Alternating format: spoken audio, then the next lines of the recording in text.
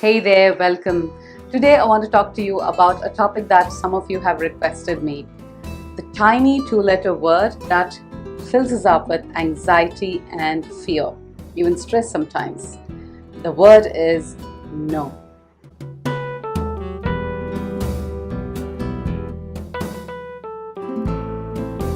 No is just a two-letter word. Why should it be so threatening to all of us? Did it ever occur to you why is it difficult to say no? Maybe you want to avoid conflict, or maybe you don't want to sound rude to the other person. It's also possible that you want people to like you, and since no is a negative term, it becomes difficult for you to say that to them. But not saying no isn't good either. Saying yes to everything will just overwhelm you with a lot of things, and you know exactly what happens when there are a lot of things to do, right? Nothing gets done. That's right, that is the universal truth. Nothing gets done when you have too many things to do. So today I want to share with you 2 tricks that I use when I want to say no. These apply to everybody. It's your boss, your colleagues, your family, friends, just about everyone. The first trick is to make the negative into positive. Like I said before, no is a negative term, hence many of us hesitate to say it. Suppose you convert this into a positive statement. Let us take an example. You don't have time to take on a new project and you have to say no to your boss. So instead of saying no, I don't have time for this, how about saying, I hear how important it is and would love to take this too. However, can we take a look at my current priorities together? Because to take this on, I need to readjust what I already have. Does that sound better? Let's take another example. You have to say no when you're overcommitted.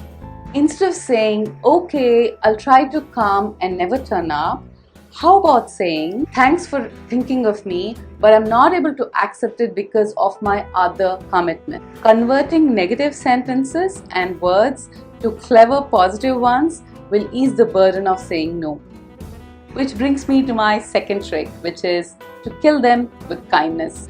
Just because you are saying no doesn't mean that you need to say it rudely. Declining politely will not just get you out of the situation, but also keep your relationships intact. Thank you for thinking of me. That's a great idea. That sounds wonderful. Using phrases such as this will put you in a position of power. You're appreciating the request, yet you're declining it with a reason. That's it. These are the 2 tricks that helps me get out of the tricky situation always. Before I go, a couple of things I want you to understand when you're saying no. The first one is to respond quickly as soon as possible. There's no point in you waiting or making the other person wait. So be quick. The second one, don't apologize. You could be sorry for missing an event or the opportunity, but you haven't done anything wrong. So don't apologize. 3, say it with a smile, because smiling relaxes the tension that is building within you and also in the room. One final thought.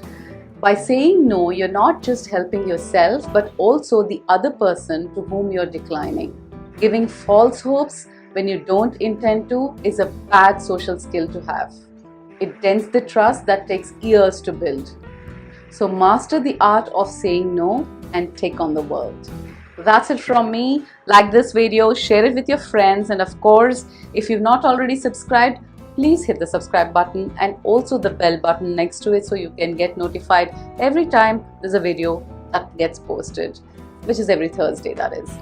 So you have a wonderful time. I'll see you next week. Until then, take good care of yourself and bye.